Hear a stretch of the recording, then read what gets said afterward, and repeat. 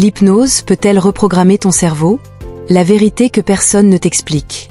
Et si je te disais que tu es déjà sous hypnose plusieurs fois par jour, sans le savoir?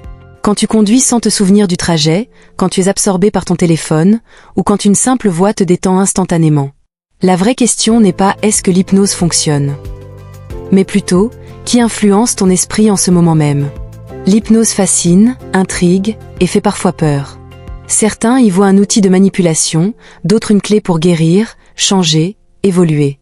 Mais loin des clichés de spectacle et de contrôle mental, l'hypnose est avant tout un état naturel du cerveau humain.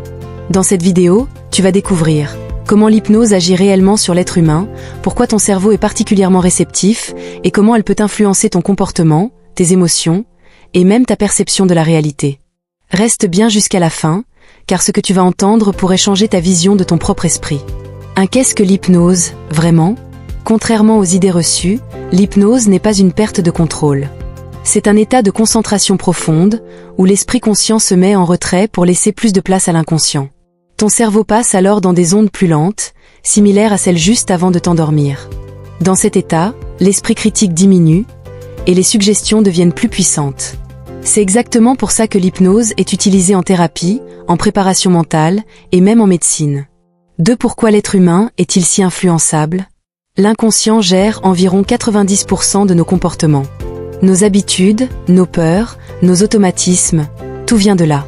Sous hypnose, l'inconscient devient plus accessible. C'est comme ouvrir une porte normalement fermée à clé. Résultat, une douleur peut diminuer, une peur peut se désactiver, une croyance limitante peut être remplacée. L'hypnose ne force rien. Elle propose. Et l'inconscient choisit. Hypnose, émotions et mémoire. L'hypnose agit directement sur les émotions, car elle contourne la mentale logique. C'est pour cela qu'elle est si efficace sur les traumatismes, le stress, les phobies, les addictions.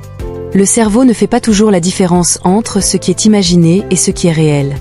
Sous hypnose, une suggestion bien formulée peut créer une réponse émotionnelle réelle. C'est aussi pour ça que les mots ont autant de pouvoir. Sommes-nous manipulables? La réponse honnête, oui, mais pas sans consentement. Aucune hypnose ne peut te forcer à agir contre tes valeurs profondes. Cependant, nous sommes constamment influencés par la publicité, les réseaux sociaux, les discours émotionnels. La différence, c'est que l'hypnose thérapeutique est consciente et volontaire, alors que beaucoup d'influences quotidiennes ne le sont pas. L'hypnose n'est ni magique, ni dangereuse. C'est un outil puissant qui révèle à quel point l'esprit humain est malléable et extraordinaire. La vraie question à te poser est simple. Qui programme ton inconscient aujourd'hui? Si cette vidéo t'a appris quelque chose, like-la, c'est le meilleur moyen de soutenir la chaîne. Partage-la à quelqu'un qui s'intéresse au pouvoir du cerveau.